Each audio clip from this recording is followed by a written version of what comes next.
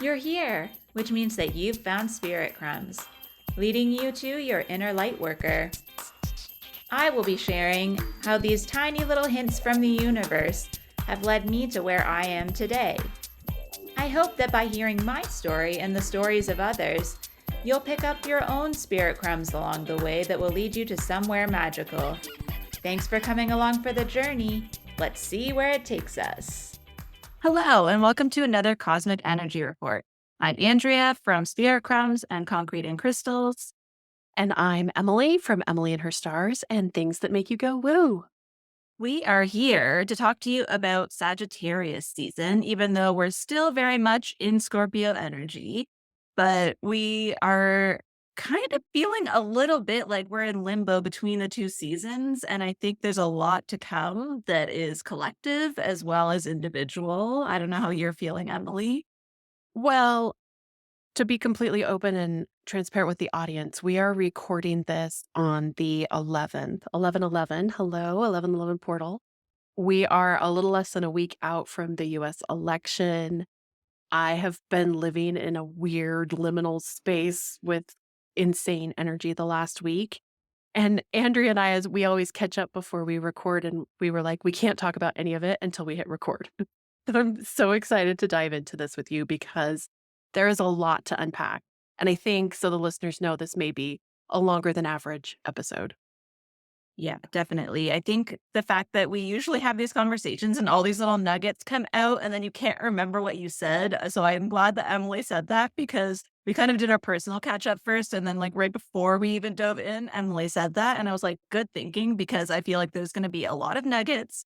And if it's anything like the energy we were feeling into when we recorded the Inviting Shadow episode, the fact that just I don't know if we ever actually shared that with that episode, we had so many roadblocks. The first time we recorded, it didn't even record.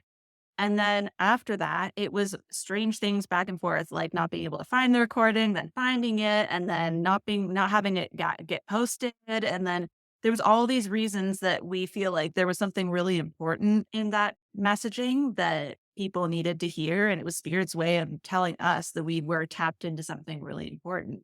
And those themes of, like, the call coming from inside the house and everyone holding a flashlight to guide one another and to just keep going, keep bringing all of your candle counts, like your energy counts, everyone bringing their own candle to a collective flame. Now we're on the other side of the election. A lot of that we were just saying we thought was leading up to the election. But now we're feeling, especially that on this side of the election, like not letting the momentum go away, like making sure that we're all still having our voices count. So I'm glad, Emily, that we're having this discussion now and not off of the recording.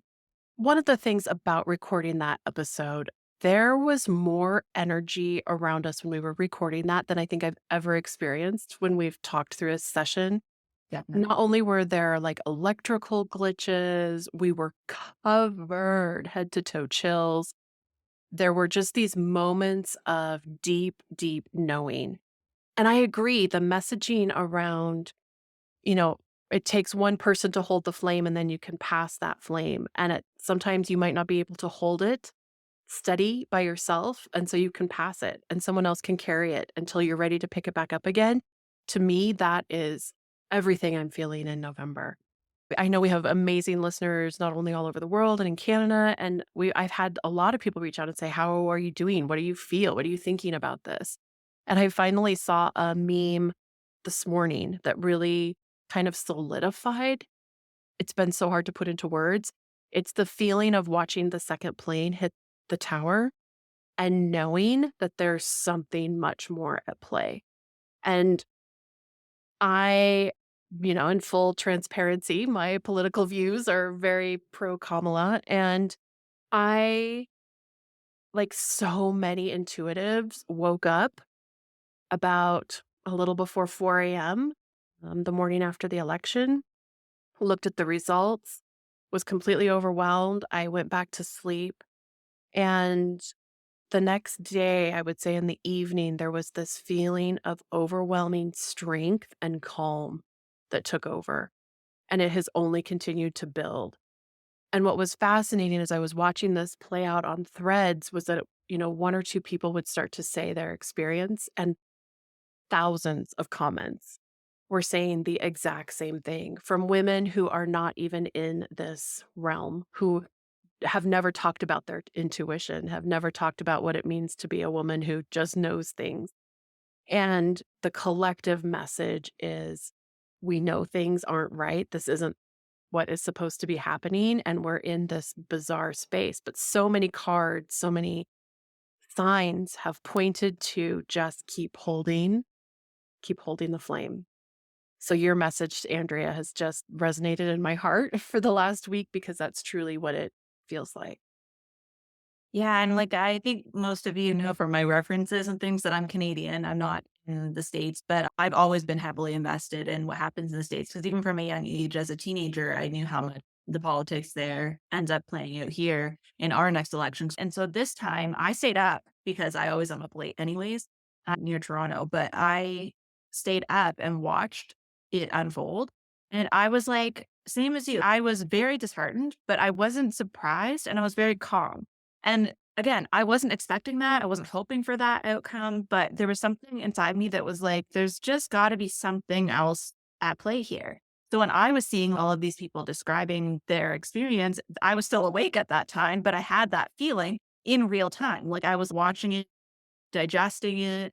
I was starting to just allow myself to feel into it. My head is tingling as I'm saying this now. It's the same feeling I started to get when we brought up these topics, when we recorded the other episode. But when I thought about it, I was like, those are the flames. You can only worry about your own energy and what you are doing.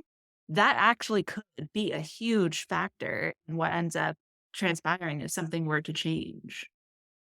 Oh, that is, yeah, so true. And I was feeling the tingles as you were talking. I've talked on my Instagram, and I'm going to have a much longer blog post coming out as well. But I've been looking at the entire astrology for all of November and all of December.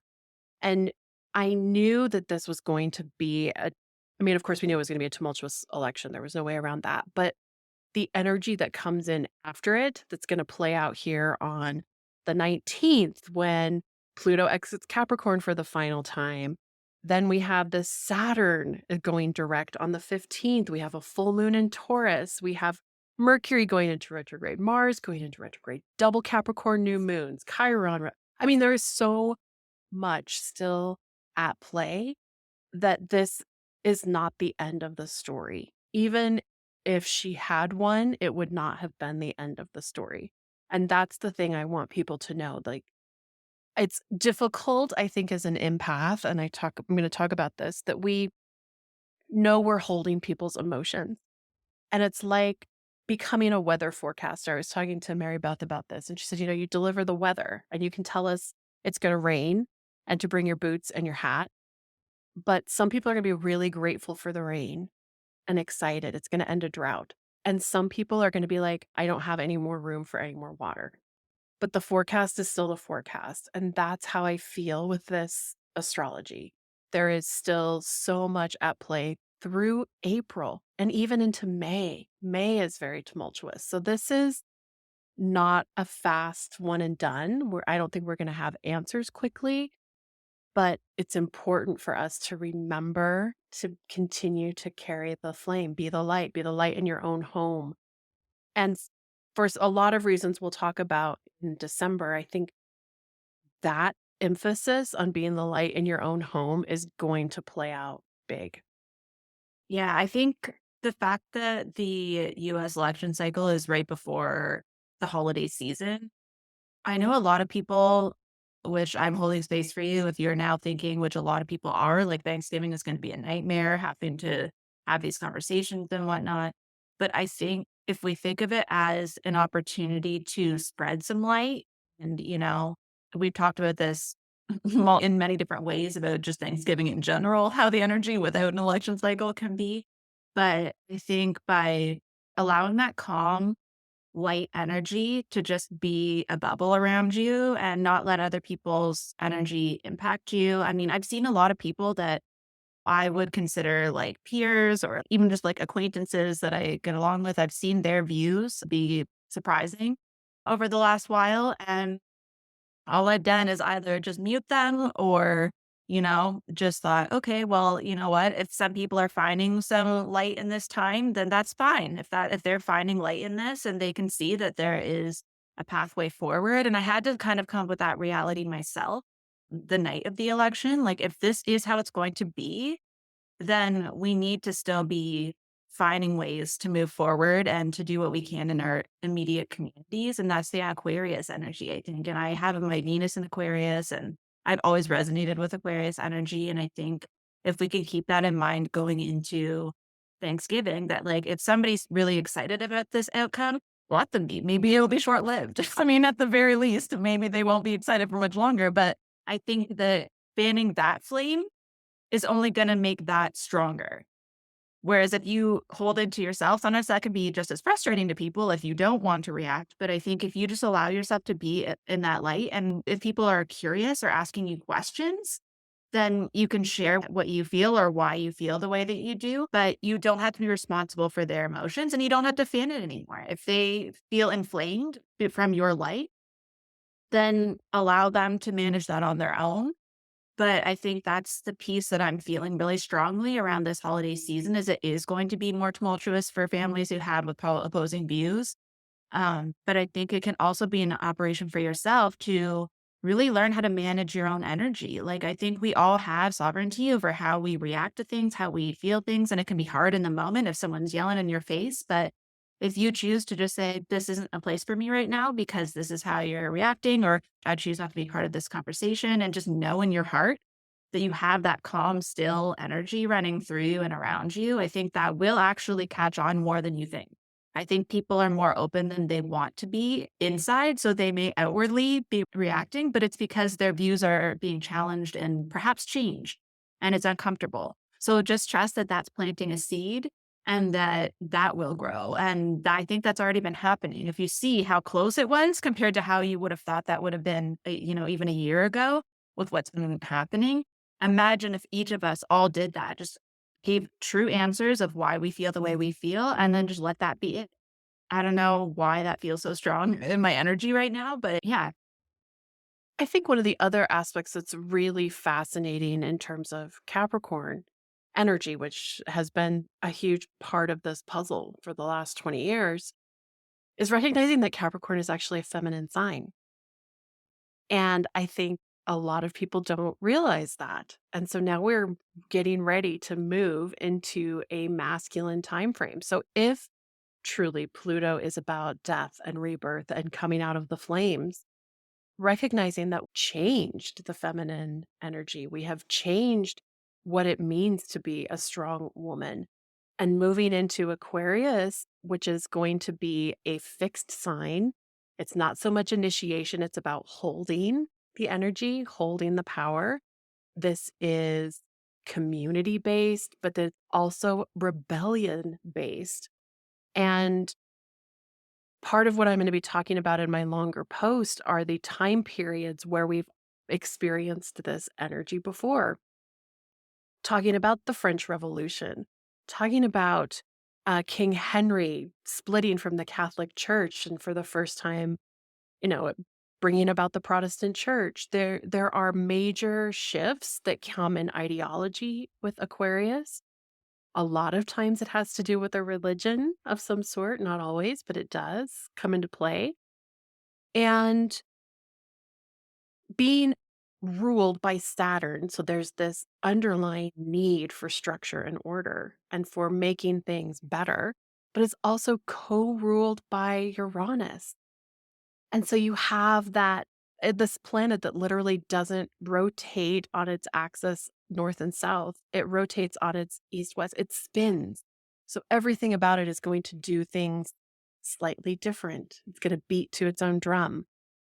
All of these things make it important for us to remember that this is going to be a next chapter. Is it the age of Aquarius? Everyone is going to argue about whether or not that's true. But without any outside opinions, we have an incredible amount of Aquarius energy coming in for the next 20 years. Yeah. And I think too, like, there's so many people that try to define in like exact measure of what that's going to look like. What is the age of Aquarius? if we can just say, what can we do with the energy we have now? How can we create community? How can we create, my brain goes to like apps to support community, like things that are going to come out that where somebody's in crisis, there's going to be more options for people. Think about how many people are in crisis and don't have access to what they need for various reasons. I don't need to say what that is. I think we all know.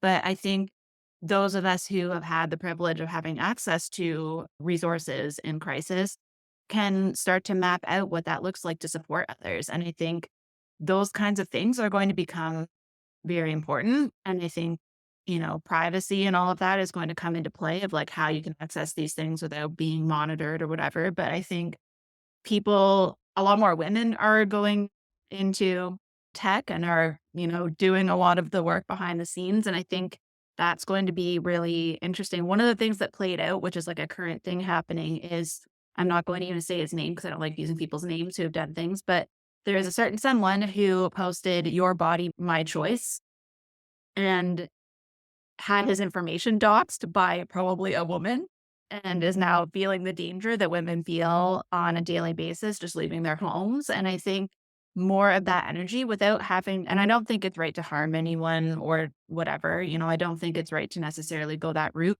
but I just think it's an example of the pushback, that rebellion. Regardless, like you said, of the outcome of the election, we've seen the trajectory that this next chapter is going to be. And that feminine power, when you said that, I had full chills because it's true. Having people see her as the logical choice, as the person who is qualified, who has the power behind her. She stayed calm. She was unbothered by what was happening. She just had facts. She just kept being herself.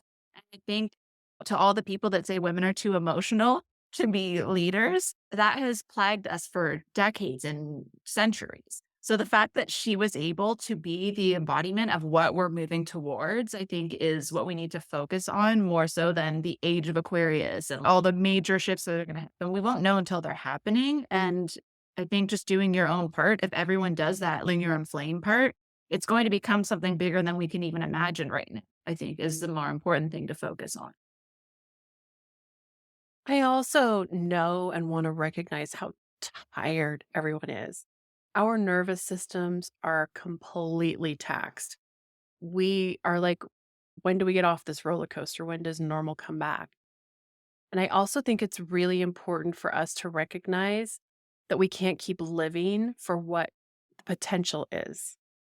The wake up call is that you can't wish away these days. You have to make the best of them right now, despite what it feels like. And that is that, I think, call back into home that comes into December and why Christmas and the holidays and Hanukkah and all of it is going to look so different because we're going to be willing to celebrate, but it is going to come in a new way. It's going to feel different. You're going to want it to feel different because we have to get back to celebrating what it is now. We have been living in a state of anxiety and dread. We can't continue to slip backwards, but it's important that we make the most of each day and hold that light, hold the peace and the love and the connection and the unity that you can be friends with people that you don't agree with. We can't shut the door on everything or we will continue to live in divisive hardship.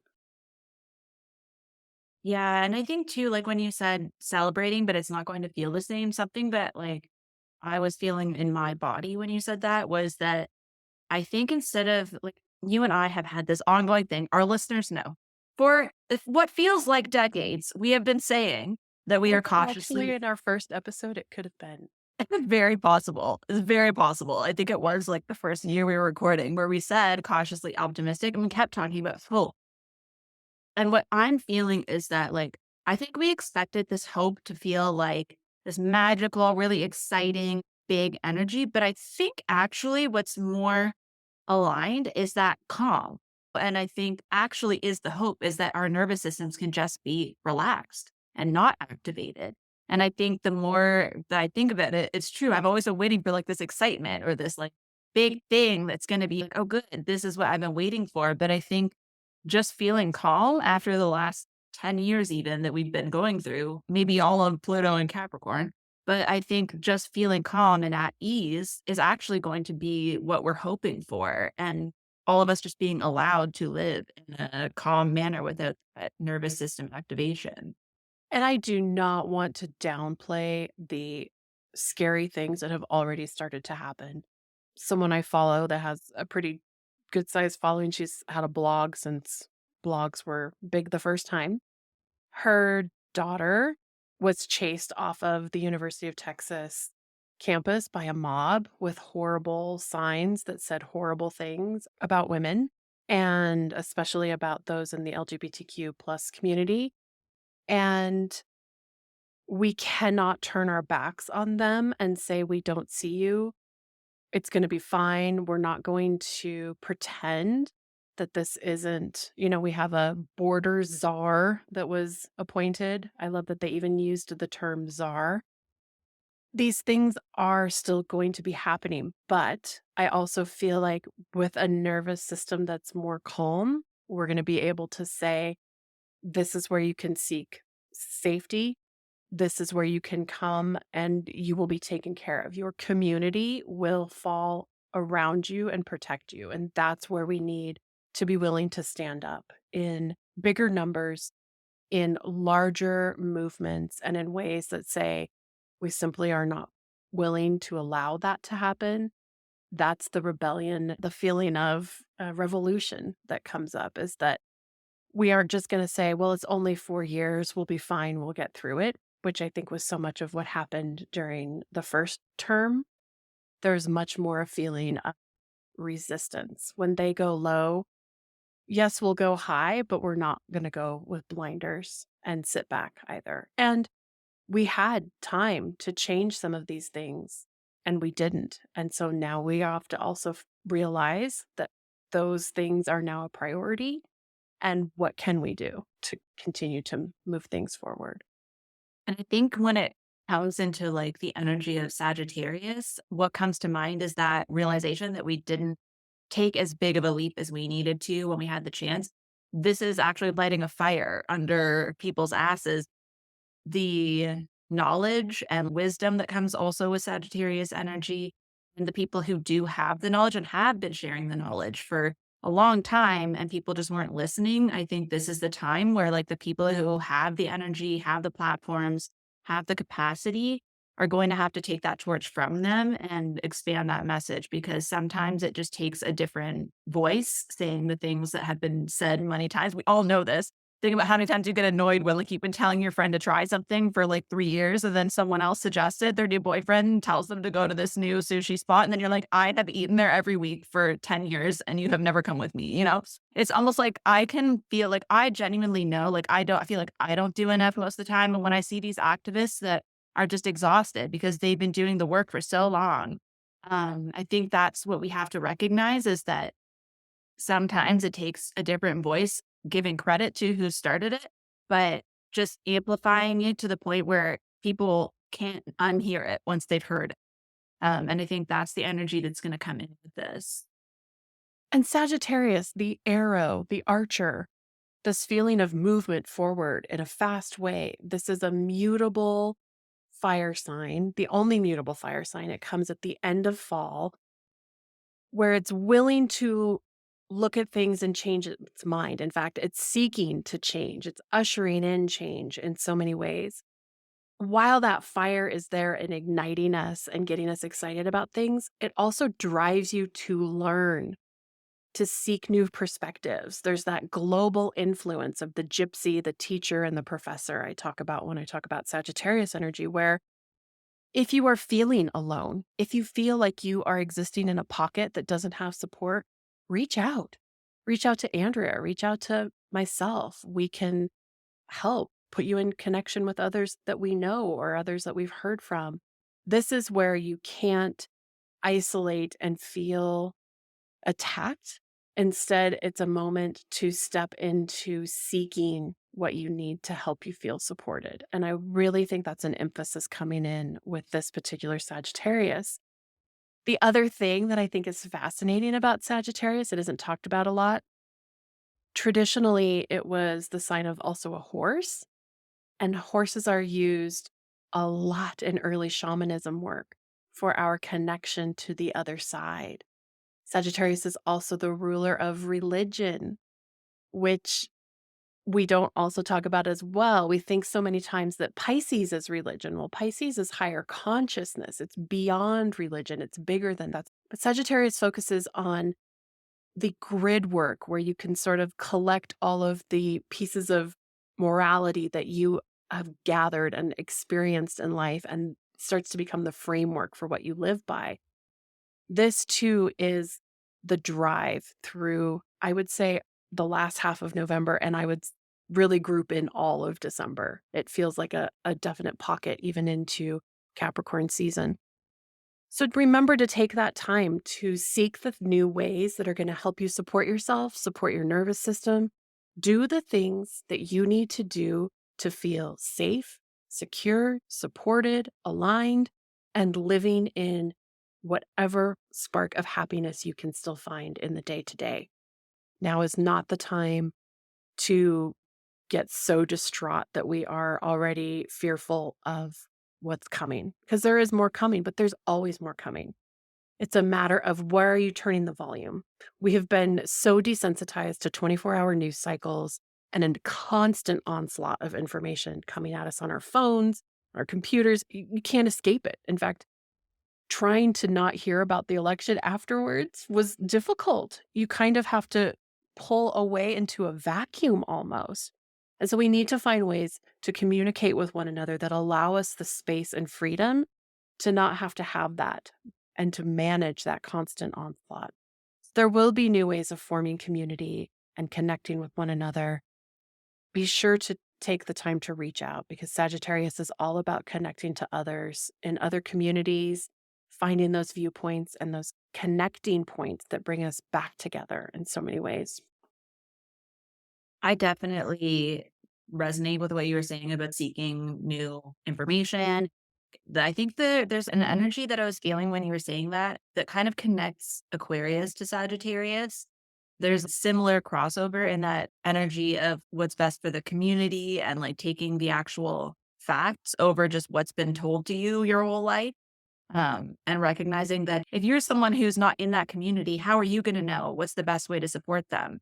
So I think the people that try to get in a community of people that have similar life experiences that are very privileged and try to come up with a plan, like you're already benefiting. So I'm sorry to get so aggressive with this, but it's something that, which is why I don't step into those spaces a lot, because I haven't found the right way to, connect where I have influence and the people who need their voices amplified. So the other thing I wanted to say though is the fact that you've been talking and I've been learning from Emily about the energy of like Jupiter and Gemini.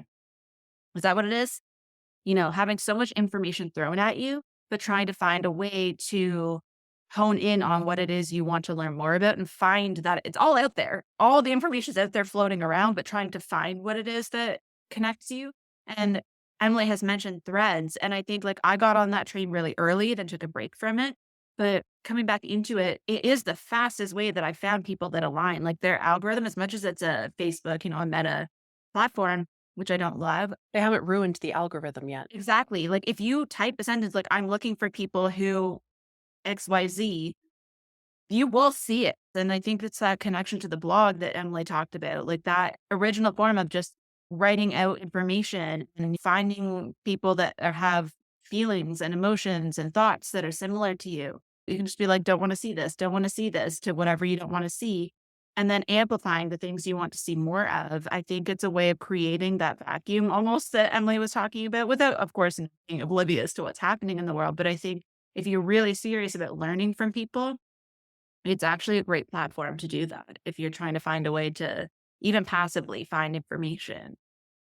Yeah, I have found it very helpful in terms of kind of going in, quickly gathering the hot topic news things that I feel like I maybe want to keep my finger on and then exiting. The other thing I don't get an onslaught of there as a visual person and probably a little bit, who knows, on the spectrum, I'm definitely projector, so who knows? There's less imagery. And sometimes there is something to be said about calming that down taking the time to read a full sentence and not just reading a headline. And I also want to say I hesitate to completely encourage you to back yourself into a vacuum because I think that's how we've gotten here in some ways. We've gotten to this point where both sides live in an echo chamber of obviously I'm right. I'm surrounded by all the information that supports why I'm right. And so I want you to, in some ways, not set down your torches. But that's the image that comes to mind. It's like we're all on this blue marble in the sky. And I think we have more things in common than we maybe realize. Each side can be mortified by the hate and the rhetoric that has come out. And we have to give both sides an opportunity to voice that in some way, because I do think there is an embarrassment and a frustration by some of that behavior. But it's also not appropriate for us to just dig our head into the sand and say, well, nobody cares about me. Nobody cares about this point of view. Because I think there's more to the story about what that will look like and unfold in the time coming. Yeah, and I think you're right. That to me feels like what's going to happen in Sagittarius, where it's not embarrassing to learn new information and change your mind. I think that's the biggest thing that even me as a Capricorn, I have so much Capricorn energy that like I know at times I've been very, very focused on like one thing, but the ability to pivot and to say, oh, that is new information I didn't know. That's fascinating. Now that also adds to that information I'm gathering to decide what is important to me and what I do believe. And I think that's where that religion energy really comes into this specifically, where it's like how much of what I believe is what I've been taught as part of a religion or, belief system. How much of that is actually coming from within me, like within my experience and what I've seen. Like the things that are said about a group of people, of the people of that group I've met, does that make any sense to me? That's where, like you said, a lot of the commonalities, when you break it down to like the actual beliefs at play, there is a lot more crossover than I think we realize. So I appreciate that you brought that in. I also just think this is a pop culture side note reference. For those of you that are of my age group, you probably remember Clerks and Kevin Smith and Jay and Silent Bob and Kevin Smith's great film Dogma, which was owned and kind of held captive by Harvey Weinstein until very recently, with only like in the last 6 weeks, Kevin has finally got the rights to it back. And it will be streaming again eventually on most platforms. But one of the things that has always stuck with me from that movie is, do I have a belief or do I have an idea? And an idea can adapt, it can change, it can morph. A belief is much more difficult. So, leaning into what are your beliefs and what are your ideas, and maybe being a gatherer of ideas. And I think, like for me, just dealing into where that sits with me, because my Venus is an Aquarius, I'm an artist. I think the more you can learn how to creatively express those ideas, because the other piece that I'm feeling with you is I'm getting so much in my crown right now. What I'm feeling into the idea between both is that ideas are a catalyst for conversation, for community, for connecting. Beliefs are the separation. That's where you say, I am in this belief, you have that belief, that is different. Whereas an idea is like there's a spectrum to an idea. There is movement with an idea. A belief feels more static. And so I feel like if you have a way to creatively move that energy for yourself and to share your art, because I realize more than ever in the last few days, because I've had opportunities to talk about my work and to see what people resonate from it, and the pieces that I put the most of my energy into when I've been trying to process something are what people ask me about. And then I can tell them about it. I did a bunch of things that looked like just silly cat prints, but I was going through grief from losing my cat. And the people that asked me and expressed their joy at seeing it and telling me about their cat and what they experienced, it feels so small, but it's not. That can be activated with any emotion that you're going through. I did a print last year that was just two maple keys, two single maple keys. And I had been watching the Mr. Dress Up documentary, and I was tapped into childhood nostalgia and that feeling of just innocence. And to this day, even over the weekend, I sold it. Somebody picked that one out of all the prints I had on my table, which was a lot. They picked that one up and they said, this feels like childhood to me. And so if you do that with things that are rage or of these bigger emotions, if you channel that into a song, a blog post, a piece of art, something that you can share with people, it invites conversation. That's an idea. That's something you're putting out there that you're like, this is how I feel about it. This is what I see.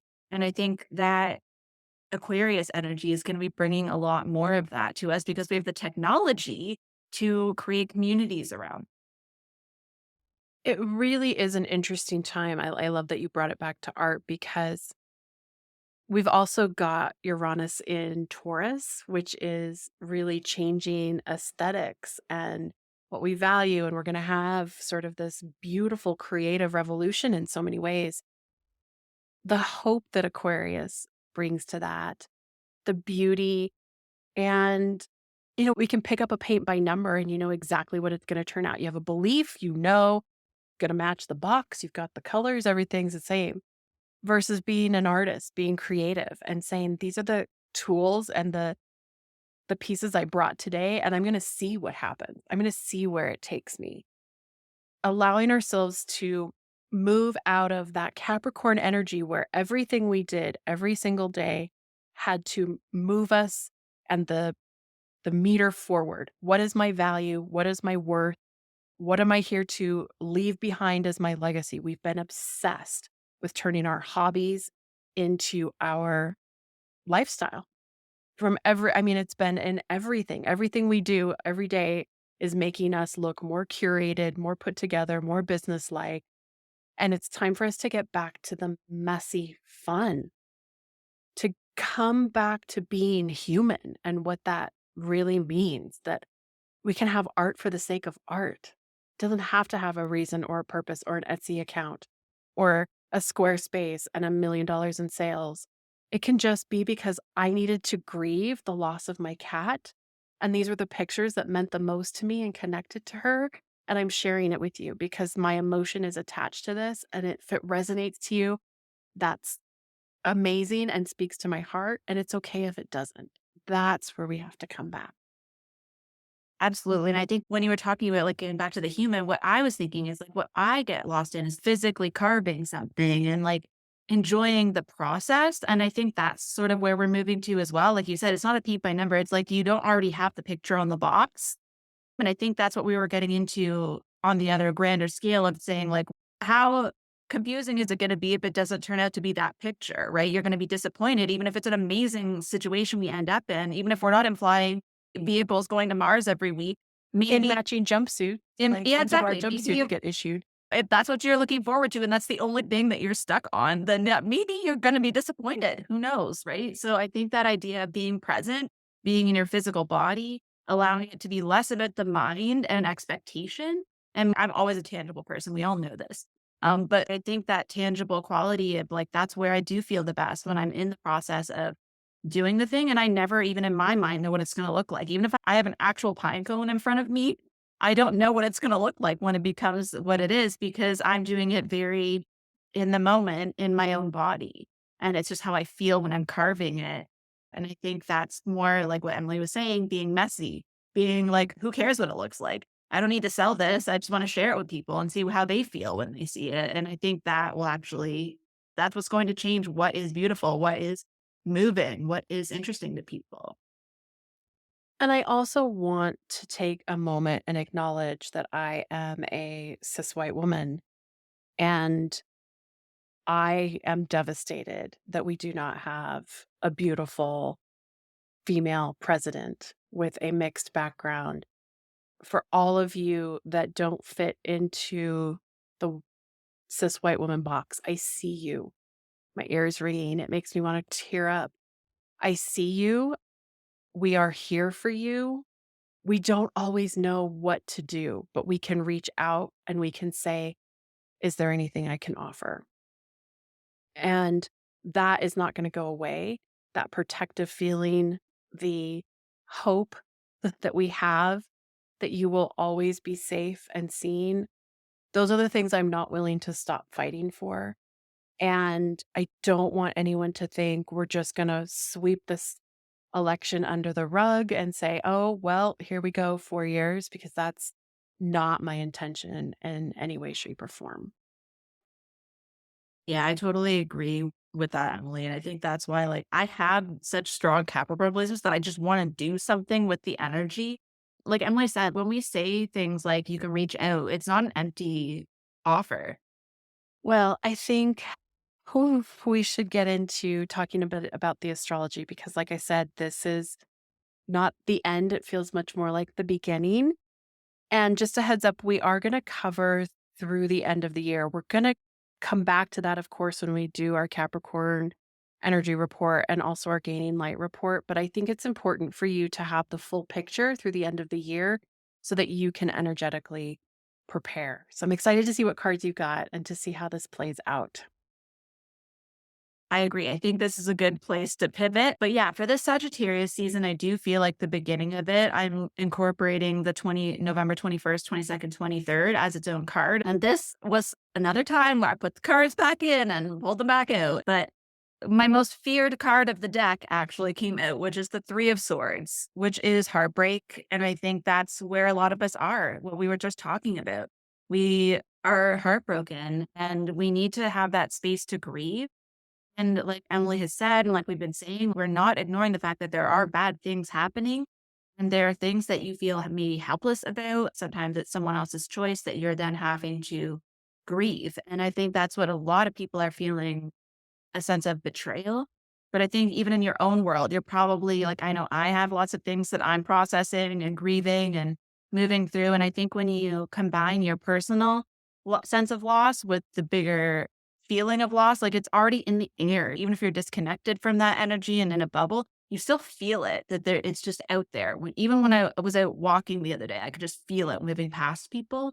And so just acknowledging that moving that energy is part of the healing process and you have to feel it. And, again, this is one of those cases where you hear it said many times by many people, but you do need to feel the feelings. You need to feel the grief. It comes down to truth in my mind, the way that I'm feeling it, where you have to know the truth of how you're feeling because you can repeat the same thing like a robot over and over again for how you respond to other people. But if you're lying to yourself, that's going to still sit with you in a way that you won't know what's wrong sometimes. And so when you in the moment can give yourself that space, it's not possible for everyone. Some of us are on the go all the time. Some people don't have that kind of space, but if you can at least do something, whether it's consciously bringing attention to it when you're in the shower or, when you're doing something that you already have to do, I think pairing it with a movement is going to be really important because there's this mending that also can happen.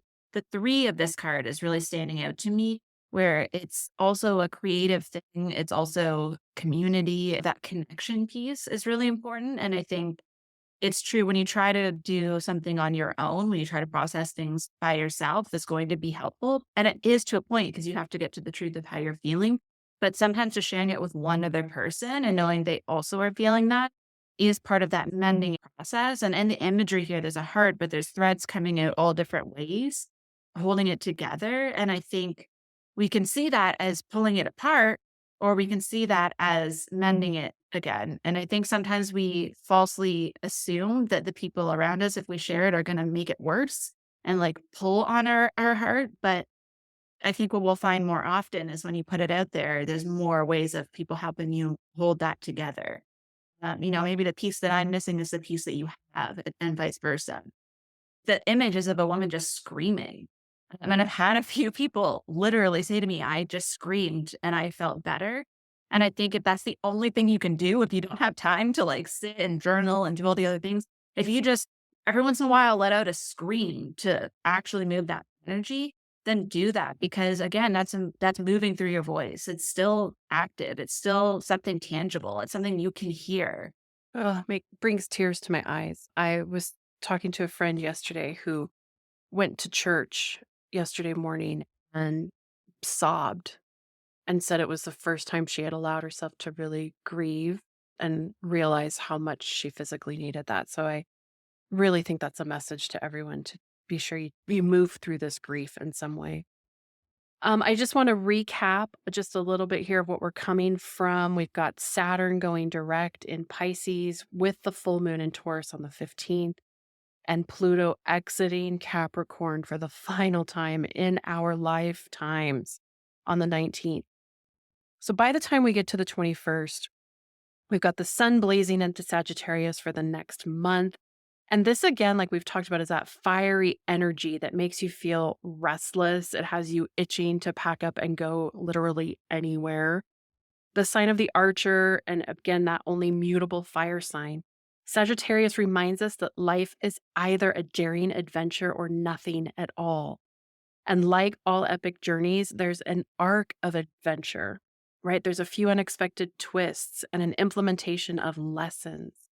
This transit is about expanding your horizons, whether that means hopping onto a plane, diving into a new philosophy, or simply saying yes to what adventure life throws your way. Sagittarius asks us to trade routine for exploration and let curiosity lead the way.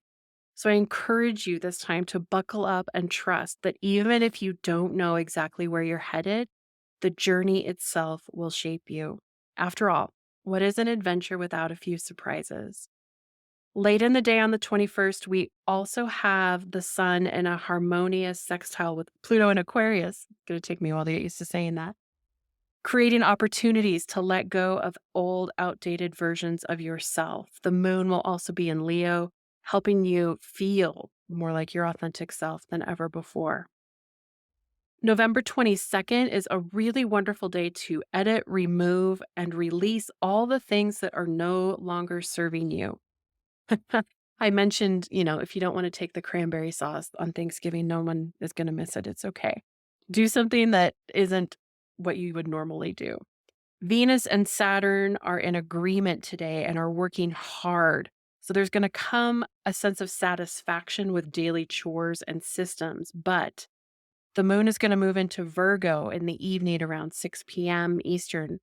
And this last quarter impulsive energy can create too much pressure, especially with Virgo, because you aren't seeing the direct results you want. Don't throw everything out and instead reach for guidance or adjust your expectations. 10 small steps still count just as much as one giant leap. The 23rd is a little bit quieter. You still got the moon in Virgo, so lean into lists and get yourself a little organized. I love the feeling of that, of being like into the daily things, into the tasks, leaning into what can I do. I feel like that is a really good transition between even the two things I have here, because we're going from grief into, for the second week, November 24th to the 30th, we have the Ace of Swords. And this is like a light bulb moment. It's like, okay, you know what? Maybe we allow that grief to move and it makes space for a new possibility. Sometimes when you're deep in that grief and that heartbreak, you don't see what the possibility is because you don't need to in that moment. What you need to do is be in it. Because then when the new information comes in, it is like the light at the end of the tunnel. And it doesn't get merged with that energy of the grief and the sadness. It can be its own separate thing. And I think, like we've said many times, it's not always that we're going to have the immediate solution for all of our problems, but it's like one step. And I think the fact that like this is shown as a spiral, it's this energy that's also in this card in the Wisdom of the Oracle deck that I'm seeing in my head, which is the 25, which says round and round. And it can be misconstrued that if you're dealing with the same problem or the same pattern, then it's just in a circle and it's not going to go away. But the truth of it is, every time you experience that energy, you're higher up on the spiral. You have circled up and you're seeing it from a higher perspective. And so this insight that you get at this moment, I think what they're trying to tell me is that it may not seem really big. It may just be, you've been circling around in your head about what to do with a certain decision. And all of a sudden, that one decision, even if you have a million things going on, having that one thing that you feel clarity on is going to make everything else seem less overwhelming and less daunting, because sometimes it is the small things. And again, I think that's why specifically, Emily, when you were talking about the daily chores and the daily things, sometimes it's the things that make a difference in your everyday life in the basics, it actually helps you with those bigger things. Like, for example, one of the things I always talk about is when people say like, "Oh, if you won the lottery or if you had extra money, like what would you do?" And a lot of people go to like the big things, but I say I would have someone do my laundry and deliver my groceries. Like I already use Instacart, even though it costs me more, and I'm not made of money. But I think that's what this Ace of Swords is saying. It's not necessarily the huge breakthrough that you're waiting for. It also makes me feel emotional because it's like it's those small things that make a big difference in your daily life and just take something off your plate. So it may be that you're like, oh, wait a second, so and so offered that they would do this for me. I can pass this one task off. Or, oh, you know what? I could just not do this. Like Emily said, I could just not make the cranberries. In the grand scheme of life, who brings the cranberry sauce is not a big deal. But for how you're feeling and how activated your nervous system is today, is it going to make a difference? Yes. And that's again, I feel like all of these energies are bringing us back into being present with how you're feeling right now. And I think this clarity is going to come in a way that you're not really expecting. Maybe it's something small that you're just not going to realize the impact until you've gone through the cycle again. Maybe you're not going to know now how big of a deal it is, but the feeling I'm getting is that this breakthrough is going to be something that pulls you out of the grief, first of all, like out of that energy of something that just brings a little bit of light to it because they're both swords cards. And it just feels like it's like a mental weight is being lifted, which is why I think it's more about the day to day and the things that like that mental load that we're carrying. It's more about lightening the mental load so that you can be present in the feelings you're having. You're not going to feel the weight, the huge to-do list. The to-do list is actually just so you can see what's in front of you and then look at the list and say, how much of this actually needs to happen? How much of this can someone else do? And like I said, it's going to feel small, but in the grand scheme of things, like how you feel, it's going to feel big. And I think that's what we need right now is that feeling of just one thing being taken care of. And if you have a million things you're trying to figure out, having one of them solved is going to feel really empowering.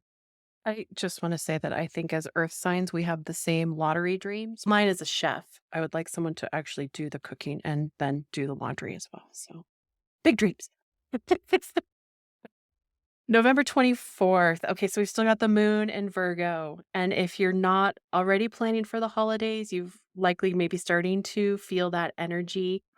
But what's interesting is that likely this year you're going to feel called to let go of those outdated traditions that no longer feel good. I want you to save some of the sentimentality because there's no getting it back after you've donated it or given it away. So sit with those decisions before you head full steam into your holiday boxes and get rid of everything. That energy might be there, but resist at least a little. On the 25th, before you head to work, the moon is going to shift into Libra. This is super early in the morning on the East Coast. It's about 6:20 a.m. ahead of Mercury going retrograde. So what's interesting is that we've had this retrograde pre-shadow for quite a bit of November already, and now it's officially happening. So this a bit of a whiplash that comes with that Mercury retrograde. It's going to call you to slow down, think, review, and it's going to hang here until December 15th. Maybe you've been going full speed ahead in a single direction, and now 3 weeks of retrograde is going to invite you to slow down and double check your plans. Yes, it's likely going to feel super frustrating, but you might actually be thankful for the slowdown in the long run. Since Sagittarius rules all things travel and long distance, it's really important to be careful with shipping and traveling this season. I would recommend, extra insurance, allowing for time and being flexible. Technology, weather, and the things we rely on will tend to be spotty during this time. So flexible. Did I mention flexible? On the 26th, the moon is going to continue in Libra. So if you find yourself challenged to make adjustments for everyone else, remind yourself of the dream and visions you hold within. No amount of self-sacrifice will bring back the time you could have used on your own path forward. The 27th, get ready for a burst of energy as the Sun and Mars are going to team up together in powerhouse fire signs, Sagittarius and Leo. And neither of these are afraid to go after the dreams. So harness this energy to pull you forward. Yes, you might be retrograding and it might be telling you all the reasons why it wouldn't be good to work or that it's not going to work out. But instead, try on focus on only what is working and trust the signs that you're giving. With the moon diving into secretive Scorpio tonight, it's okay if you keep this under wraps for just a little longer. On the 28th, the moon is still in Scorpio. This is an opportunity. Do you want to sit with the adults discussing politics, or do you want to make your way to the kids' table and jump in on an after dinner craft cart party? Or meet up with friends so that you can jumpstart holiday projects? Whatever calls to you, find a partner who will support you and have fun. On the 29th, there's still way too much information coming at all of us, but there is an inner fire that says, not today, chump. With the moon still gliding along in Scorpio, you're not taking anyone's crap. And let's face it, with Mercury in retrograde, there's a lot of crap out there. Stay hydrated, stay rested, and stay ready to sparkle. And then on the 30th, the moon is going to leap into Sagittarius. And this is ahead of tomorrow's early morning moon. You're going to have 2 new moons in December, calling you to leave lots of baggage behind in 2024. Tonight, with Sagittarius at the helm, you're facing how wildly different you are compared to last year at this time. After everything you've learned, what are you taking with you into the next year with excitement and passion? This is a powerful time to set intentions and invite more joy, abundance, and enrichment into your 2025. What do you want to expand and grow in your life? I feel like that has a lot of energy tying into that, like inspiration of new information coming in with that Ace of Swords. I feel like that connects a lot. It's like the awareness that comes with Mercury retrograde of looking back at things, reviewing things like what is important, where do I want to put my energy going forward. Now, for the next week, which is December 1st to 7th, I don't know why I get so much joy. Maybe it's being Capricorn out of the first day of the week being the first day of the month, but here we are. I'm going to take my wins. But what I pulled for that is the 3 of Pentacles, which is collaboration. It's creating something together. And it's like a picture of 3 people, including a child, weaving together a tapestry. And I think what's interesting about this is when you were talking about holiday traditions and like that energy of wanting to sit at the kids' table and arts and crafts, I think we underestimate how much we as adults and just humans trying to live through this world really need fun. I am the worst at it. I've said it several times in this podcast. The time that I told my brother, I genuinely forgot that I like having fun. And I was serious. I was like, I actually didn't know I enjoy having fun. I just kind of lost that. This energy of sitting and making like finger painted reindeer or something. Like, why not just do it? You don't need a child around to do that. I don't know if you know this. As an adult, you can buy whatever finger paints you want. You can do that. And you don't even have to show anyone. You can just do it because it's fun. But I think leaning into this sense of community is just finding things you can do with people that are fun. And also on a bigger scale, like looking at who you can connect with that does have a similar picture of what they want the future to look like. So if you are looking at like collaborating, if you're looking at who you want to have conversations on your podcast, or if you have something to share that you feel is really important, if you're someone who doesn't feel like you have a platform, find someone who does, who is inviting that energy in and allow yourself to be heard.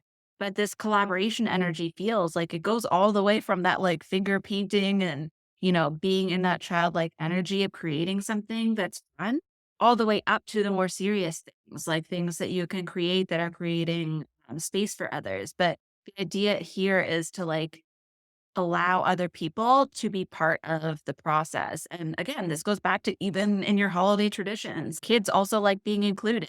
Everyone can be included in creating the final tapestry of what your traditions are. Even if it means creating a new tradition that just feels more supported, that includes everyone, that everyone feels supported and invited. I think this energy is going to show up in ways that we don't expect in the collective as well.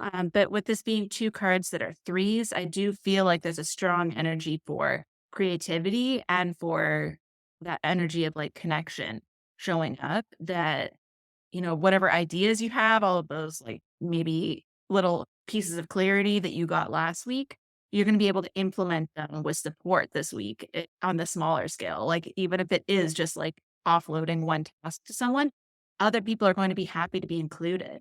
Because what I'm seeing here is that if you're the person who always does things your way and you always do it, other people, even though you think you're doing it for them, they may feel like you're taking away who they are and they're not seeing themselves in that.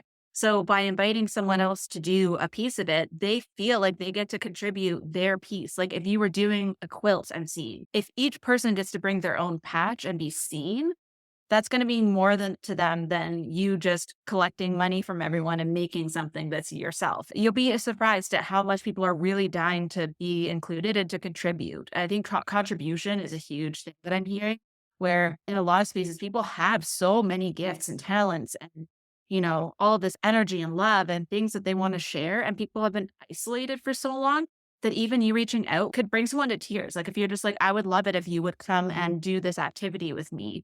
Or if it's a friend who maybe doesn't have family to support them, if you invite them to your Christmas table, like things like that are going to have really big impact. Again, it's the small things, like the little things that are going to make people feel valued and seen. And that's really what's going into this tapestry is the more you can include someone. So it's that energy of like, okay, who am I inviting to the table? What traditions are we doing? And how can I invite everyone to be included? Yes. I want to bring us back for just a moment to July when we had double Cancer moons. And we're going to have some of that finality and that energy coming up in December. Now, we have the Sagittarius new moon on the 1st, but it moves into Capricorn right away within less than 24 hours. So we instantly get that Capricorn energy. And then we have the Capricorn new moon on the 30th. So December is bookended by these new moons, new beginnings, and hope. So the first one, Sagittarius, is at 1:21 Eastern. That's AM on December 1st. So get your things out in November, the night before. This one reminds you that you can't manifest if you don't have a vision for the future. So are you putting all of your attention towards the past and what could have been? How can you clear out the distractions and focus solely on what you actually want to create? But there's pressure to figure out where to put your focus, and the choices can feel overwhelming. I really want to encourage you to lean into trust. Trust that you know precisely what to focus on in order to support your own evolution.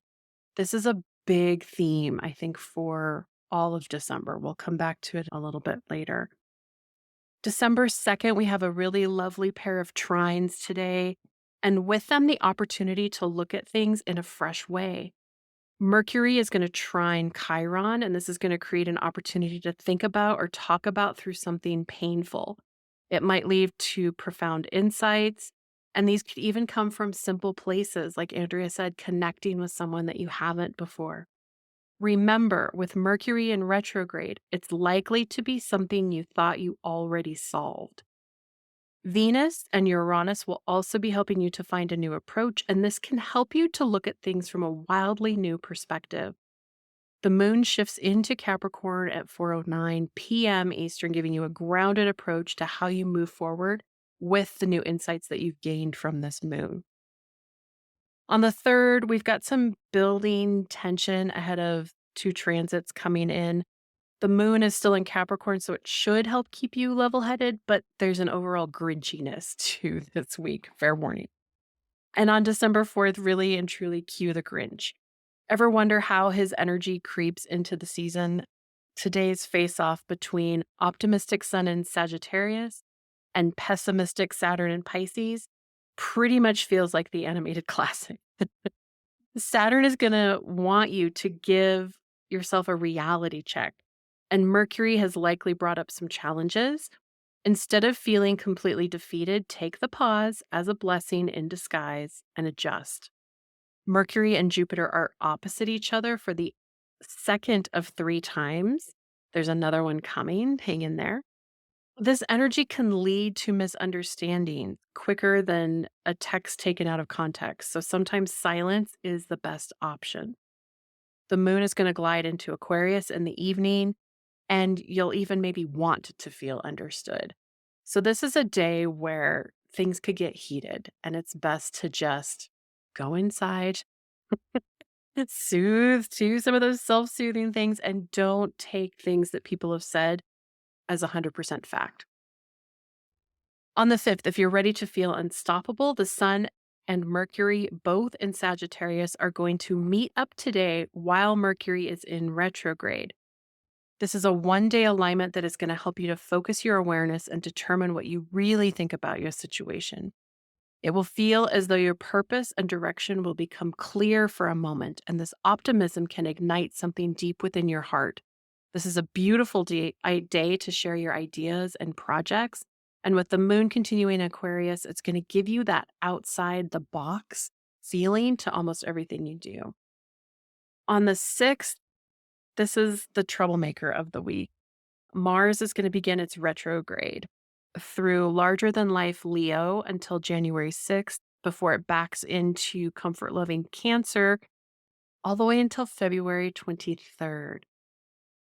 The red planet of action goes retrograde about once every 2 years. And when it does, it can feel like everything's slowing down to marinate rather than racing through the express lane.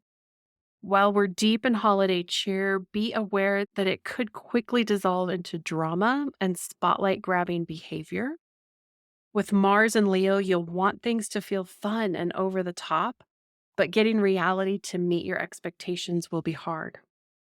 We also have Mercury facing off with Saturn, which could have you walking away from something for the rest of the year. Why not put all that energy into something that you can really make progress on? Remember, these two are going to meet up again on December 27th. So whatever comes up today could show up again before the new moon and the new year. This is a busy week. December 7th is one of the busiest days of the month. We've got Venus, our beautiful planet of peace and love and harmony, gliding into Aquarius, which is kind of a lovely energy considering where Pluto finally is. And she's going to be there until the end of the month, thank God. This is going to give you a feeling of wanting to shake up traditions, and you might even find yourself emotionally detached from the outcome. This is that feeling of, I don't care what we've always done, we're not doing it this year. But this energy will have you craving time with new friends and doing new and exciting things. How can you volunteer to help your community? Ruled by Uranus, Aquarius is also prone to throw some electrically charged shocks at us, so stay alert and prepared. Amplifying this energy is a conjunction. So this is when the two planets kind of come together at the same point. This is between Venus and Pluto at 0 degrees. So you'll feel like experimenting, but make sure it's for a positive outcome and not just that sheer rebellion. Adding to the energy, Neptune is finally going direct, ending the past few months of retrograde in Pisces. Clarity, which has felt so out of reach during this time, is finally going to start bringing us some creative dreams that we're willing to put into action. On top of this, the Sun and Jupiter are going to create tension as they oppose everything. So don't believe everything and try to keep your feet rooted in reality.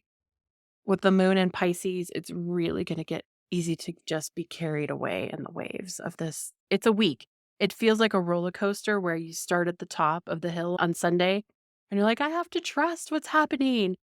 And then you go down the hill and you're like, okay, it's not so bad. And then the Grinch day comes and you're like, I didn't know there was an upside down loop. And then you hit Saturday and it's like, oh, by the way, we run the roller coaster in reverse. So now you're going to do it again. That's my description for the week. I do think that the energy that I have coming through with this Pentacles energy, because we have another Pentacles card for this week, but just in general, what I'm feeling from that is that the more you ground into the small things, the more that roller coaster is going to be something that you're just witnessing as opposed to experiencing in your energy. You may be reacting to things and it's like you're sort of like a goalie, kind of like stopping all the shots from coming. But the more you can ground into things and look at the bigger picture of all I can control is me and my energy, I think the easier that's going to be. I think we haven't had a whole lot of Pentacles energy. We haven't had a lot of Earth energy in the cards for the last few months. So I think that's why this back-to-back energy is kind of like grounding us through this rocky energy. Because from December 8th to 14th, I have the 8 of Pentacles.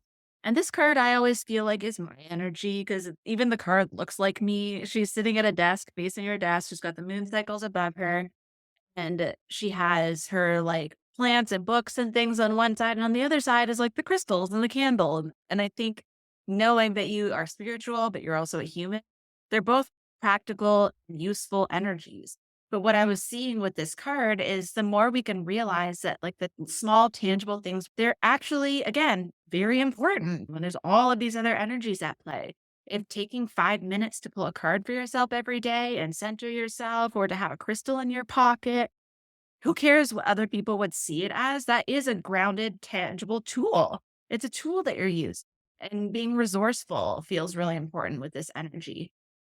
Also, 8 feels to me like it's an 8 year, and we've seen a lot of the karma part of it, not a lot of the rewards. So I think this energy of like seeing the rewards for your persistence and pushing forward in something that's important to you is probably going to happen, maybe in small ways. But sometimes if everything else seems overwhelming, the 8 of Pentacles really at its core is to put energy into your craft, to really focus on mastering that craft. It has a very like generator energy for me. I'm a sacral generator. So what I feel is like the most comfortable energy for me, but also with the understanding that it has to be something that you care about. It has to be something that you want to put your energy towards. So if you have too many things on your plate, really focus your energy on the thing that's going to help ground you and make you feel that sense of fulfillment, because the rest of it, as we've been saying, probably isn't as important as we're telling ourselves that it is. I think, yes, leaning into the whatever it takes to make you feel good. Because I was interested when you were talking about the earth energy and, we try to move through these things very stable. I also want to acknowledge, like, if you're a water sign, if you're an air sign and you're like, I am spinning out, find yourself a fire sign or an earth sign that can help you find the bottom to stand on. It's going to be a lot. I just feel like the emotions of this week are going to be a lot. Something to keep in mind, the 8th through the 14th, this is Mars and Mercury, both retrograde together the entire week. It is the last week of Mercury retrograde, and sometimes it can be the most pivotal because we've backtracked now the furthest. So keep that in mind as I'm reading through this week. December 8th, we have the first quarter moon in Pisces. This is going to encourage you to look beyond your initial feelings and into the hidden deeper layers. With so much planetary energy in fire signs, you may be burning the candle at both ends. So let this energy remind you that it's a long distance marathon and not a sprint. That was Lou having a woo dream, if you heard that in the background. On the 9th, this is a beautiful day as retrograding Venus in Leo makes a harmonious angle to the North Node in Aries. This is an opportunity to look towards the future from a different angle. Pay attention to what feels good and follow that thread. The moon is going to leap into Aries and it's going to give you that push Andrea was talking about to go after and take action on the dreams and the things that feel good. On the 10th, we're going to continue that healing theme, and we've got another lucky trine between the sun and Chiron. It's a wonderful day to treat yourself to some healing and to some self-care. Take notice, celebrate how far you've come. The moon is going to continue into Aries, so you might not want to slow down enough to journal it all out, but I really encourage you to make a note of what things come up, particularly around the 10th. The 11th is mostly quiet. The moon's going to head into Taurus, so you might want to go to bed early, enjoy the light. Remember, if you don't take the time to find your joy, then you're just people pleasing your way through the festivities. On the 12th, just as you've made time to enjoy the fruit of your effort, someone comes along and bursts your bubble. Today, Venus and Mars are going to face off, making war seem more likely than peace. Remember, I write these 6 to 8 weeks in advance, so I apologize for the language, but it is what it is. While you're trying to find the common ground, Mars in retrograde in Leo is going to be flying into hysterics. Find ways to avoid the drama and enjoy the moon still in Taurus, calling you to soothe and comfort yourself at home. December 13th, we have the moon moving into Gemini. Remember, like Andrea said, we also have Jupiter here. So the moon and Jupiter in Gemini, and this is going to give some flexibility to that overactive mind. We're building the energy towards the last full moon. We've got complicated energy ahead of us still. So use this Gemini moon to start sharing your thoughts before things get more complicated. I feel the energy of this week, like you were saying, is to get it out before it builds to a pressure cooker level in some way. The 14th, the moon is going to continue to build towards the full moon on the 15th. So this is your last day of Mercury in retrograde. Technically, there's usually some bumps and bruises that come with that whiplash feeling there right at the end. It's at its slowest point, it's at its furthest away point before it then changes direction. So double check shipping addresses, plane tickets, weather forecast, anything. And remember that things aren't going to snap back instantly once Mercury goes direct because we've still got Mars playing games too. That definitely resonates with why I feel like I was bringing in so much of that like grounding energy and finding ways to use your energy in a tangible way. Again, I'm always your side here being like, use your body, move the energy. Totally forgot until you just said that. I've had this image in my mind since I started working all this of Macy's Day floats that break away from their handlers and like are rogue. We'll see. Maybe it'll happen. We'll see. But it's that feeling of like, just tie down your balloons, stay grounded, everybody hang in there. I absolutely love the image of that. I feel like the chaos, but like also I think too, like what's coming to me before I even get into the card here, which actually now makes this card make more sense. But what I'm seeing is sometimes the chaos, if you don't see it from the earth sign's perspective of like, oh no, this is going wrong, and you see how funny it is, sometimes you need to actually see the humor, things not working out. I think all of my favorite stories are from when things went rogue and when things went a little bit nuts. Like the times when everything works exactly how it's supposed to are very eventful. How often do you have tales that are told of one time when someone ate dinner and everything was cooked well and that's the end of the story? Wow, how fascinating. That's great. You know, when someone tells you a story and you're waiting for the point that's going to be exciting and then they finish the story and you're like, so you ate a meal. That was your whole story. That's the feeling that I think we're not gonna, I think that chaos may end up being something that gets told as a story for a long time. So I just want to give you reassurance that like sometimes in the moment, have your emotions, feel sad that things didn't work out, feel the emotions, but just know that sometimes you can't feel it at the time because it's tender, but that actually might be a story that you really enjoy telling later and just try to hold that energy.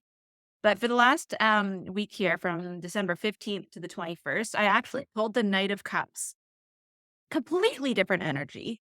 But what I do want to say is something I'm pulled to. This is a card usually of like being swept off your feet, romance, all those things. Despite how things might be around you, if you lean into those moments where you have a connection with someone or when you can see how beautiful something is, if like, watching the snow fall or, you know, seeing a child's eyes light up, all of those little moments are like the quiet times you wake up before everyone else and the Christmas tree lights are still on. Those kinds of things, if you just try to lean into the romance of what's happening, it can kind of soften. Like the energy I keep hearing is soft in my head. So, like, trying to have a more soft reaction if something doesn't go well, trying to lean into softness as much as possible. The man in the image is holding flowers, leaning into those parts of the holiday season of like the gift giving being something of like genuine thought instead of like an obligation. Like, really feeling excited that you're able to bring something to someone, even if it's something small that just, you know, is going to help them. Again, leaning into the small things feels really big. I'm getting very specific things, so this might be for specific people, but I'm seeing bringing a Bluetooth speaker.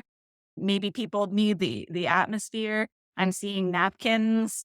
I'm seeing a game or something for kids. Like I'm seeing just like the outside things that could help any of the issues that might come up, might help to like change the energy of it. But this romantic feeling also is coming with a feeling of freedom. There's a horse in the background. And I just want to acknowledge that this might be also leaning into the fun and excitement of trying something new. There is an excitement of like changing the tradition or, you know, finding the beauty in something new that was unexpected. Again, I just feel like having that like softness going into this transition because I like Emily said, I think this energy is going to continue into Capricorn season. And so having this as the transition to like keep that energy, keep that optimism, keep that softness, even when things aren't going to plan, I think it's going to create opportunities for memories more than anything. I think it's that like rose colored glasses are sometimes okay if you can't control what's happening. It's okay to try and find the little moments of humor and beauty and all of that within the chaos because otherwise you're just going to be floating off with the balloon. You know, you're going to be out there in the sky floating around with still holding. That's the piece, the thing I'm seeing is it's okay to just let the thing float away.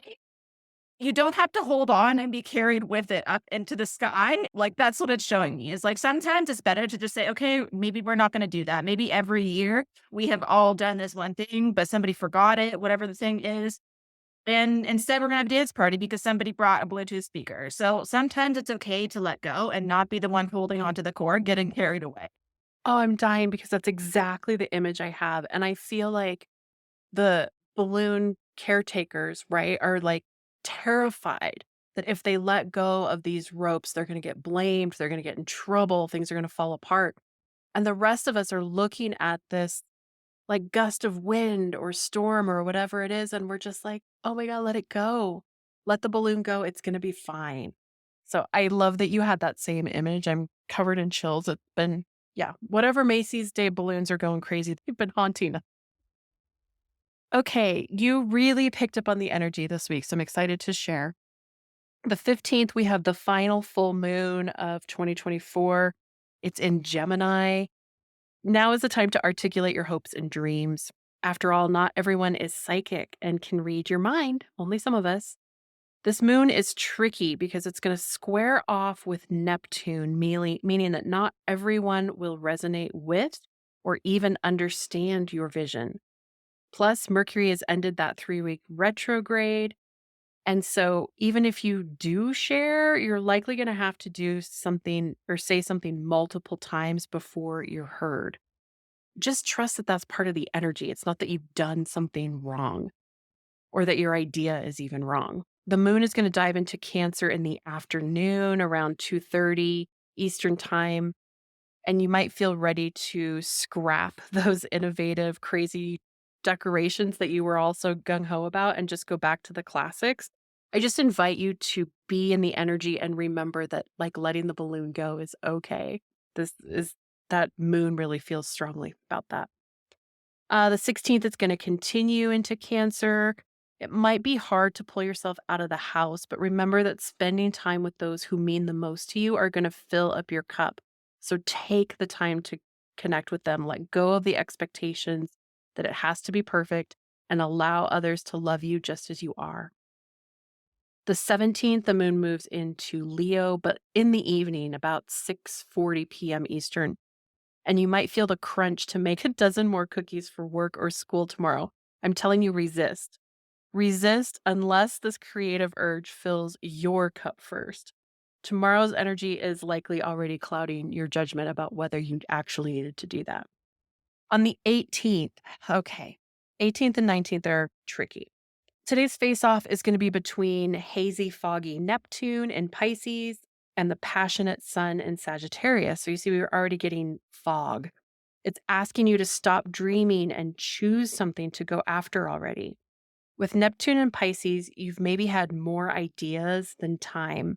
And this conflicted energy is going to challenge you to choose something that not only lights you up, but expands your mind and your view of the world.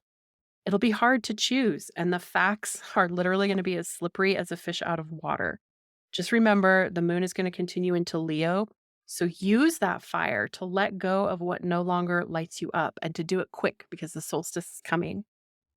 The 19th, this is a really beautiful let the love shine in kind of day. Two planets known for being warm and fuzzy are teaming up. We've got Venus in Aquarius and Jupiter in Gemini, and a beautiful lucky trine giving us a rosier outlook on work, life, money, beauty, love, communication. Take the opportunity to spread some cheer, but remember you or others could get carried away quite easily, like a balloon. The moon is still in Leo, so don't lose the light in your hopes as we're heading into solstice. We're on literally the darkest days of the year. Where do you give too much of yourself? That's something I want you to consider with that energy. On the 20th, that lucky trine is still shining today, but the moon is going to go into Scorpio super early before you even wake up. So you might feel skeptical and not feel so cheerful about all this nonsense. Remember, life isn't really a Hallmark movie, and you're not going to open a gingerbread bakery in Sugar Hills, but it sure is fun to escape reality this time of year and dream. On the 21st, I invite you to pause. This is the solstice, and our ancestors are going to be really near us this year. Winter in the north, summer in the south. Western and tropical astrology is directly bound to the light.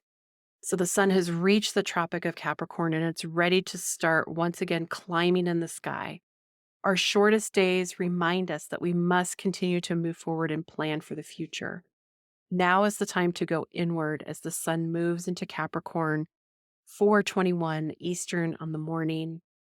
Remember, this tireless sea goat is up for any challenge as long as it propels you towards your highest potential. Of course, we'll talk more about that, but I do want to continue through the astrology for the rest of the month because I think it's important for you to get through the holidays. I definitely agree. And Emily shared that with me when we were talking before this. And then I did pull cards. I was going to pull one card and then one flew out. So I ended up pulling three. And I feel like we need it because there's a lot of complicated things happening. So the first card that flew out is actually the card I pulled for November for the inviting shadow. That Eight of Wands energy. I always hold it up, even though it's just Emily that'll see it. It's just part of my process. But all of these wands is fire. And I think that's what we need to like hold on to is that fire inside of us and directing it wherever we can to light things up for ourselves and for each other. But the next that I pulled was the Two of Cups, which I said to Emily, I was scared to pull another card, but it's actually a very positive card. But what I was feeling into is what Emily was kind of saying around like when you get the urge to stay home and just be by yourself, leaning into the people who do fill your cup up and knowing that you can still make really meaningful connections with people when things are not going well or when you feel like you're struggling. That might be when you make the most significant connections because you find things in common with people and really leaning into the love in every situation and your connection to spirit. The Two of Cups does sometimes come into me as like your partnership with spirit and your own spiritual practices and that connection that's always there. So a combination of those things may help you sort of move through the energy. And instead of trying to pull yourself away, leaning in might actually be something that's more productive for you. But the other card that came out was more what I was expecting, which is another Wands card, but it's the Five of Wands, which is like pure chaos, just fighting and arguing and chaos and all of these things, which is funny because the Eight of Wands is like all the wands coming together in one direction to move something really quickly. It's fast moving energy, right? Whereas the Five of Wands is like all the chaos of like, how do we organize ourselves? Like everyone's trying to do everything at the same time. And then it's like the one person gets to where they need to go and goes, hey guys, this is what we're doing, right? So sometimes you might have to be the one in the chaos to be like, okay, we're changing direction. This is what we're doing. But the card after this, the Six of Wands, is the victory card. So just knowing that that's on the other side of this. And then again, leaning into that Two of Cups energy of like people that you can partner with that are going to help you move forward in a really calming and fulfilling way, even when the energy around it doesn't seem like it's going to happen. And then the Eight of Wands is fast moving energy. And even if something seems stagnant or not what you want right now, it can change quickly. The outcome can actually come. Like what it keeps showing me is these two cards, the Eight of Wands and the Five of Wands. Between that is the Six of Wands, which is that like victory, right? They're showing me like that there's a direct pathway through. The Seven of Wands is standing your ground and holding up your boundaries and having a bubble around you that says, this is how I feel, and I don't need to have any outside influences. And so that helps carry you from that energy of the chaos and trying to manage that into the Eight of Wands where things start going in the direction you're hoping for. But there's a lot of stuff that happens in between. And as long as you can hold that energy and hold your own boundaries throughout that, then you will feel more of that Two of Cups energy, the love and the softness and you can lean into still that like Knight of Cups romance sort of energy if you just trust that there is going to be chaos, but there is the other side of it coming. Yes, I think that really describes it. And I'm so glad you pulled the three cards. I'm not going to read through every day. I'm going to try and just hit the highlights. On the 22nd, so you've got this beautiful solstice and the Capricorn sun, but you might have to release something or someone in order to make space for this new vision that you're now holding. The moon's going to move into Libra. So it's going to keep you level headed and encourage you to take a stand to remove the excess stress in some way.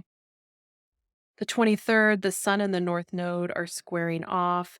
Who are you going to let win? Like the future version of yourself? Remember that it's worth fighting for no matter how distant it feels. The 24th, and this is where things get dicey. There's a bit of a perfectionist alert, is what I call it. What's interesting is this is the second annual battle between expansive Jupiter and restrictive Saturn, and they're going to butt heads in a tense 90-degree square that's going to last nearly 4 days. With last minute festivities, you may find yourself obsessing over the tiniest details and losing sight of what really matters. If plans start to feel too over the top, it's time to pull back. This energy can really have you questioning your goals or even your own talents. So instead, I encourage you to pour more nog instead of egg into your eggnog. Put on your favorite tunes, get out of your head. Everyone's going to be vying for attention with that Libra moon. You got to take some time for yourself. December 25th, the moon's going to shift into Scorpio. There might be some hidden surprises, which is exciting with the holidays. The only thing is that the tension might feel up, so double down on your filters. If someone triggers you, take it with a candy cane and just move on. The 26th, Mercury is in Capricorn, but it's battling it out with that jokester Jupiter in Gemini. Just because it was hilarious in your head doesn't mean you have to say it out loud. And if someone else has, allow it to float past you. You don't have to take it into your reality. The 27th, still, there's more of this tension about what is safe to say and what isn't. A new set of challenges are coming in today. Again, Mercury and Saturn. This is the second time they've squared off this month. Remember, they did it in retrograde. Now they're out. So if anything came up around the 6th or the week of the 6th, this might be a moment where you're revisiting it in some way. If you are too grounded or feeling critical of yourselves or others, let this be your permission slip to set your boundaries, clear your path of people that are draining you, and really blow off some steam. Have fun. It's important to have fun. One final square on the 28th. Uranus is going to kind of give one last punch before the end of the year. So if plans get canceled or fall apart, just go with it. I feel like things just kind of melt down this week, and all you can do is just find a new person to play the game with and keep moving on. The 29th, this is actually some encouraging energy. We've had Chiron in retrograde in Aries for 5 months. And today on the 29th, it's finally going to go direct again. And we're going to feel some sort of booster rockets igniting our purpose and our passion again. The wounded healer, remember, isn't just about pain. He also brings incredible healing, allowing you to unlock your potential. So keep that in mind, because we've got the moon and the new moon in Capricorn on the 30th. This is that bonus energy I was talking about. If you've experienced complete disruption to any of the structures you've relied on, this is where you can find a future that maybe is worth moving forward. The 31st, lucky trine between Mercury and Sagittarius, Chiron and Aries. This again is insight and healing. Your worth is not valued by your production. And during 2025, you're going to be finding ways to prove that to yourself. I really wanted you to have that message before the full year, and to know that as things feel topsy-turvy that last half of December, anything you can do to plan ahead and prepare yourself for the topsy-turvy is just going to help you move through it.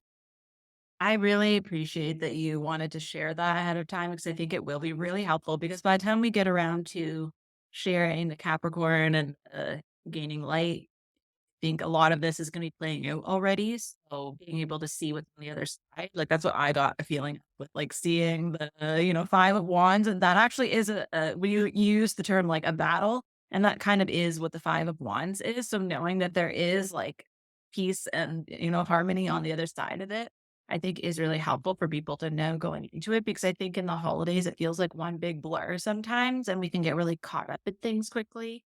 So I feel like that's really going to be supportive. But I do think that that energy of not tying your value or your worth to the production, I think that is going to be a really big shift going into next year because next year is going to be a 9 year as well, which is what I find interesting in numerology is the way I experience the 9 to the 1 is that they kind of merge because really in my head, like we would have a zero in between and then you'd get to the 1, and there's it allows that liminal space for things to change, but we don't have that in numerology. It goes right from 9 back into 1. So you don't even fully complete the cycle before you start the new one. And so some of us may have already sort of started to feel the 9 energy in this year of the shift happening. But next year is going to be a massive change. Like next year is like this beautiful energy of transformation. And so the more you can lean in to start the year off with that energy of what fills me up, as much as it sounds very cliche and like a word that people use, but like the term of manifesting what you want and starting to create a new vision for what you want, it does start with you clearly outlining in some way what that's going to be. And the tradition that I have that a lot of people do is I don't necessarily do a vision board. I don't do a lot in terms of ritual for January 1st because it seems arbitrary to me compared to the other astrological changes we have. But because my birthday is then it does actually create like a new year energy. What I always do is choose my word for the year. And that helps as much as it's just one word. It's a good reminder to come back to. So if your word is like fulfillment or something that's not tangible, that's not an expectation you're placing on yourself. And if it's an invitation to be like, I think I'm going to lean into something I don't know what I'll feel into at that time, but something like softness or fulfillment or something that's very warm. Last year, what came through was my middle name. And it was love, ease, and abundance. And I think that I'm still having that sort of feeling because I think the ease is what I'm really into still. So I may stick with that a little bit longer and allow it to kind of trickle into next year when you go into a 9 year, it's a change in a paradigm. And I think that is what we're going to see a lot of people doing is creating for the sake of creating um, and really leaning into the things that bring them joy. Because that's what we've seen, leaning into all the things that follow the capitalistic pathway to success is not bringing people very much joy, fulfillment, or nourishment. So it's worth noting that going into your goals and plans for next year. Fern joined us here at the last bit, I think encouraging us to give everybody a break too. But I do feel like I just want to reiterate exactly what you said. Pick a word, pick a feeling. What's the thing you are manifesting and moving into? Because yes, something has to go in order for something new, but we're making space. It's like emptying your closet so you can get the new wardrobe or cleaning out the refrigerator so you can go to the grocery store and get all new things. Whatever that feeling is that gives you a light, a hope, energy in your heart again. That's really what's going to be important. And it's exciting. I mentioned, and I think it was in the November Gaining Shadow PDF, which is still available. And I wanted to encourage anyone who still wants to read through the November and December's astrology and tarot to do so. But one of the things I said was almost as if the knots begin to untangle, planets will fall out of retrograde, fogs will lift, and a new future will unfold. Allow yourself time to grieve, celebrate, and wind down.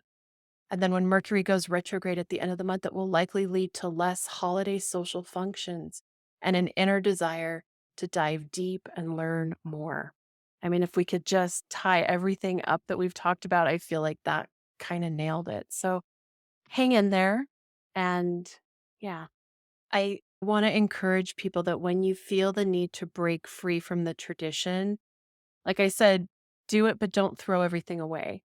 Don't give away every antique ornament because you're like, I'm never going to celebrate that way again.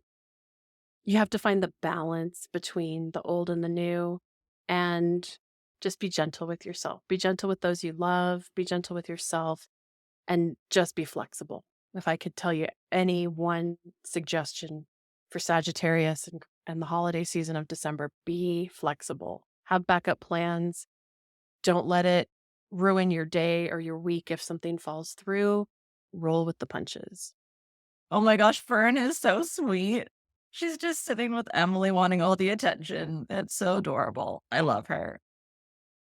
I just want to say on the topic of that energy of being flexible and also feeling into that energy of rebellion, even that we're seeing coming up in the near future. I did select something for our media portion. The last couple of months, it's happened the same way where it's been a musician or an artist so that you can go and listen to their music or like feel into their energy. And for Sagittarius, I actually realized that Miley Cyrus is a Sagittarius. And you know what? She was one of those artists that was very young and she was unapologetic. And she always has been. And I think unapologetic is another energy to lean into. Obviously, we're not going to do it just to, ruin relationships or burn things down for no reason. But when it comes to really protecting your own energy, coming in on a wrecking ball, but doing that in a way where it's shaping your own path. It's making space, right? Like I think a wrecking ball tears something down so that something else can be built. And I think she has gone through a lot in her life, like public relationships and breakups and all these things, but she's channeled it into music, which a lot of artists do. But she's done it in a way where people have questioned her, they have challenged her, they have seen her as being super wild, and they haven't seen that it's actually a lot of emotional intelligence that she has, where she doesn't get swayed by other people. She's very strong in who she is. Her newest hit was I Can Buy Myself Flowers. Like she's gained a lot of wisdom through being the person that's not afraid to make the big leaps and make the changes and do things in the public eye that she knows she's going to get critical feedback. Like, she chopped off all her hair. She's gone through all these different phases, but with the knowledge that that's who she is in that moment. And she's being present with herself and her own energy. And I think if more of us, maybe on a less extreme level, but because we're not all celebrities, but if you just lean into like, this is how I feel right now, and this is how I want to express myself, and that's okay. Like people who are meant to be in that energy will celebrate it and will see you and will really maybe follow in your footsteps and take inspiration from you. And I think that was kind of an interesting thing to come into my awareness, considering all of the energies we've been talking about for this particular Sagittarius season. The fact that she's, been a young woman who was just absolutely herself. And I think that is that transition we were talking about from like Capricorn into Aquarius, that like feminine into masculine, where she's kind of held both energies in a really strong way. And now being celebrated after that. I think that's a big key too, is that she wasn't necessarily universally celebrated while she was going through those phases. So just keeping in mind if you're not being celebrated necessarily for what you're doing authentically right now, it doesn't mean you won't be. It's just the fact that you maybe are a little bit ahead. Oh, it's a great, great conversation. And I really like that you picked her. I did not pick anyone. I'm still playing my witchy vibes playlist from November, which if you haven't listened to, it's available in my bio on Instagram. It's also on my website and a few other places. But on Spotify, I made a great playlist that feels very, if you need to scream into the ethers or just have a moment, it's a nice little session for that. Other than that, I don't have a lot to share. I have a limited amount of spaces available before the end of the year, and then they are gone. I also will be posting the invitation for illuminating your 2025 horoscopes. I am also giving myself some space and grace, and the timeline for ordering and delivering will be extended into January, but those will be available by the time this episode airs. So please head over there. There's some beautiful testimonials from those that had them last year with all of the wild synchronicities and things that played out. I'm excited to share those. And yeah, I can't believe we're already talking about December, but here we are. Yeah, it does seem very far away, but close at the same time. I feel like it's going to be like a blink But I too am going to have very limited sessions because I'm actually quite exhausted, to be honest. But I'm trying to take the moments as I can. And one of the things that I'm offering, though, is my year ahead forecasts. This year, I'm going to do fewer of them, but what is going to be incorporated is also a plant or a crystal with each month. Because again, with that energy of like us really needing to lean into tangible things, in addition to a card, I just felt like that would be something that you could actually have with you where you could seek it out in some way, even if it's just energetically looking up the properties, kind of feeling into that energy. But I felt like that was a way that's also true to how I work with clients, where it's either doing a reading or doing an energy healing. And all that comes through is earth energies, whether it's crystals or plants or trees. And so I think it's a way of kind of combining both. So you're going to receive the healing energy because I'm going to be leaning into the energies of those things. And so I think it's kind of like a 2-for-1 in a way, but without adding a lot to my plate so that the exhaustion will come through to you. It'll just be the beauty of me sitting in those moments. And it'll be a little gift to myself, being able to do that a few times for people, really feel into some powerful energies that are tangible that I can be holding in my hand while I'm directing that towards you. In my newsletter, I didn't do a Scorpio one, which a few people have asked if they missed it or if it went to their junk mail or something, but I was too in it. So I'll be doing just the Sagittarius one. And I think it's going to go out on the 26th because the recharge is the 20th, and it still gives people a couple days if they want to sign up for that. But I think I'm going to do what I've done a few other times when there's chaotic energy like this. In the newsletter will be an invitation to receive the recharge for free.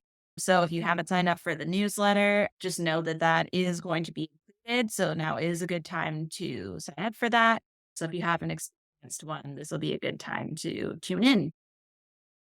Oh, it's great. I will have my newsletter coming out, and I've really tried to focus the last few months on giving you lots of tips and fun distractions, things that feel a little bit like the highlights magazines we used to get when we went to the dentist's office as children.